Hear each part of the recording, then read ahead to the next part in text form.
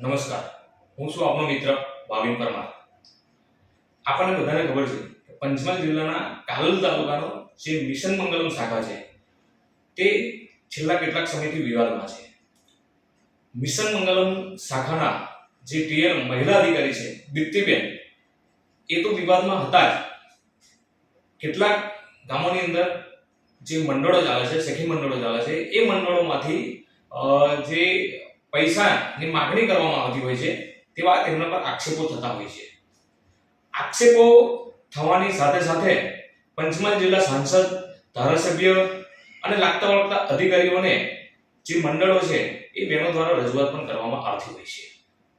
2 દિવસ પહેલા જ આ સમગ્ર ઘટનાને લઈ પંચમહાલ જિલ્લા સાંસદ અને ધારાસભ્ય ફતેહસિંહ ચૌહાણ દ્વારા જાહેરમાં કાલોલ તાલુકા પંચાયતના કમ્પાઉન્ડ ખાતે જે મિશન મંગલમના અધિકારી જે દીપ્તિબેન ત્રિવેદી છે તેમને જાહેરમાં ટકોર કરી હતી.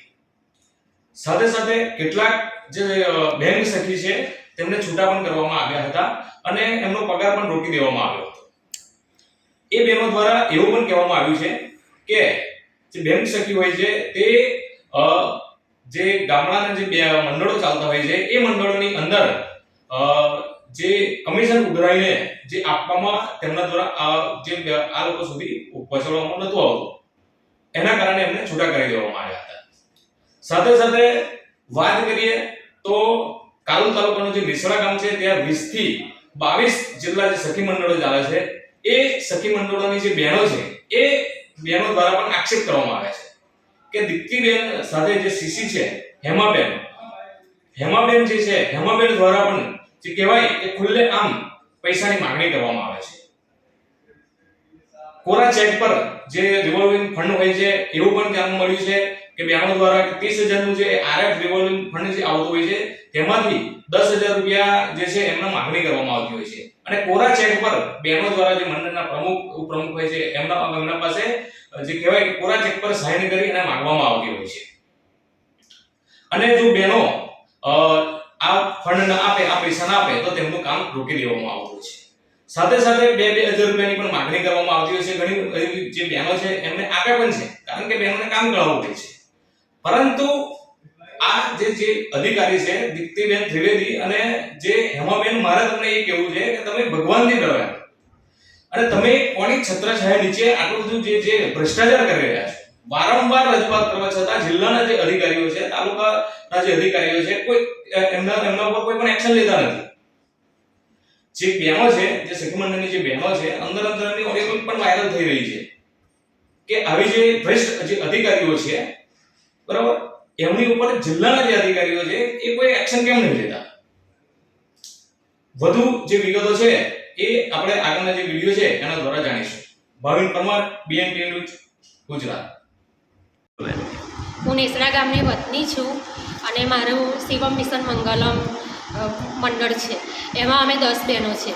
હવે પહેલાં જે અમારે 1.5 લાખની લોન મંજૂર થઈ હતી ત્યારે પણ 2,000 રૂપિયા અમારી પાસેથી લેવામાં આવ્યા હતા. અને અત્યારે હાલ પૂરતા રિવોલ્વિંગ ફંડ અમારા ખાતામાં જમા કર્યું 30,000 રૂપિયા. એમાંથી હેમાબેન છે એ 10,000ની માગણી અમારી પાસે કરે છે અને 10,000 અમે નથી આપ્યા. તો મને જે વોટ્સઅપ ગ્રુપ બનાવ્યું હતું એમાંથી મારા સભ્યોને અને મને રિમૂવ કરી છે. અને એમાં તાલુકાના અધિકારી TLM છે દીપ્તિબેન, એ આ ગ્રુપમાં હોવા છતાં એમને કોઈ કાર્યવાહી નથી કરી. એટલે હેમાબેન અને દીપ્તિબેન બંને મળીને જ આ પૈસા લે છે અને મને અને મારા ગ્રુપના સભ્યોને પણ એવી ધમકી આપે છે કે આજ પછી તમને આવા લાભો કોઈ મળે નહીં અને તમને આ ગ્રુપમાંથી અમે રિમૂવ કર્યા છે. 2,000 રૂપિયા કોને માગ્યા હતા? શું નામ છે? હેમાબેને. ક્યારે આપ્યા હતા?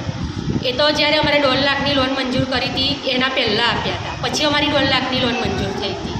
ઓકે, તમારું નામ? સોલંકી મીનાક્ષીબેન મિતુલસિંહ. હું નેસડા ગામની વતની છું. મારું એક મંડળ ચાલે છે વિદ્યા મિશન મંગલમ. આરએફના પૈસા હજુ પડ્યા નથી અને હેમાબેન અને દીપ્તિબેન મિટિંગ કરીને અમને બોલાવે છે ને એવું કહે છે કે કોરા ચેક પર 10,000નો ચેક લખ્યા લો પછી આરએફ નંખાશે, એવી અમને દીપ્તિબેન અને હેમાબેન ધમકી આપે છે. તમારું નામ શું? મારું નામ સોલંકી ઉષાબેન હરીશ.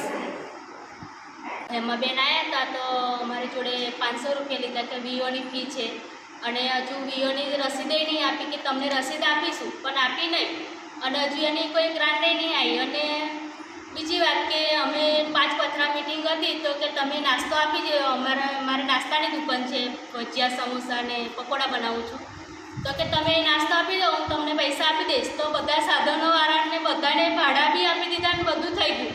અને જ્યારે હું ફોન કરું મને પૈસા આપો તો કે હજુ ગ્રાન્ટ નહીં આવી એવું કહે છે.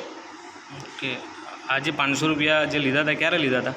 આજે એનો 2 મહિના થઈ ગયા. એ કેટલા મંડળ જોડે એવા લીધા હતા? એ 12 મંડળ જોડે છે. ઓકે, તમારું નામ? સંગીતાબેન સોલંકી. એમાં બેનનો 5 દિવસ પહેલાં ફોન આવ્યો હતો અને મને એવું કીધેલું કોરો ચેક ઉપર 10,000 રૂપિયામાં લખીને સહી કરીને આવો એમ, મંત્રીની અને પ્રમુખની, અને પછી તમારે 30,000 પડશે તમારા ગ્રુપમાં તારે ઉપાડી અને તમે અમને આપજો. પણ પૈસા હજુ અમને આપ્યા નથી અને 1.5 લાખ પડ્યા તારે અમને પણ 3,000 માગેલા પણ અમે 2,000 રૂપિયા આપેલા. કોને આપ્યા હતા? હેમાબેનને. પૈસા કોણ કોણ માગે છે? હેમાબેન, દીપ્તિબેન, 2 જણીઓ માગે. સોલંકી પારુલબેન અક્ષયકુમાર. મારું મયંક મંડળ છે. લોન લેવા માટે એમને લોકોએ 2,000 રૂપિયા લીધા. પછી આરએફ જમા કરાવવાના 10,000 રૂપિયા એમને પહેલો ચેક માગ્યો અમારી જોડે તો જ તમને નાખી આલું એવું કીધું એમને. શું નામ છે જેને પૈસા લીધા હતા અને ચેક માગે? દીપ્તિબેન અને હેમાબેન. ઓકે, તો હજુ સુધી તમારું પૈસા આરએફ જમા કર્યું નહીં? ના, હજુ સુધી આરએફ જમા કર્યું નહીં. અને આરએફ 6 મહિનામાં જમા થઈ જ જાય પણ એ લોકોએ 2 વર્ષ થયા અમારા મંડળના તો બી નહીં કર્યું. કેમ કરતા નહીં? એ અમારો ચેક માગે છે કે ચેક આલો તો જ થાય.